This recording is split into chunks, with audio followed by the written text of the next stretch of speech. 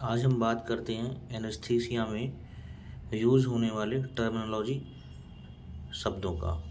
हर department में कोई ना कोई शब्द ऐसा होता है जो वहाँ पर सामान्यतः रूप से बहुत ज़्यादा यूज किया जाता है और ओटी में ओटी टेक्नीशियंस को इन कुछ शब्दों के बारे में पता होना चाहिए।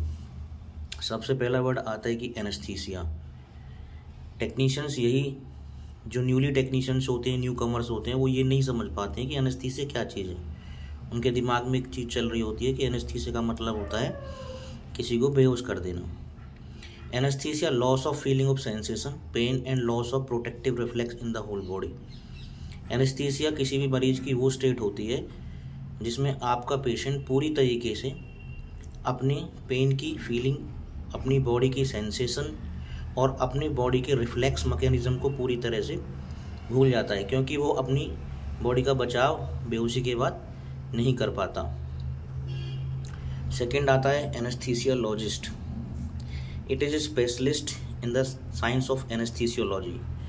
ये वो व्यक्ति होता है जो पूरी तरीके से किसी भी पेशेंट्स को बेहोश करने के लिए स्पेशलाइज्ड पर्सन होता है, जिसने ये एनेस्थीसिया का कोर्स किया होता है एमबीबीएस के बाद। Anaesthetic agent. अब न्यूली कमर्स जो बहुत सारे टेक्नीशियंस होते हैं वो ये नहीं समझ पाते कि एनेस्थेटिक एजेंट क्या होते हैं। तो एनेस्थेटिक एजेंट्स का मतलब होता है it is a drug used to induce anaesthesia. ये वो दवाइयाँ होती हैं जो किसी भी मरीज को सुलाने के काम आती हैं। इंडक्शन ड्रग्स वो दवाई होती हैं जो किसी भी मरीज को सुलाने के काम आती हैं। इंडक्शन क्या होता है?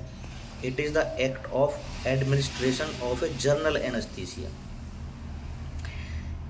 इंडक्शन का मतलब होता है it is the act of administration.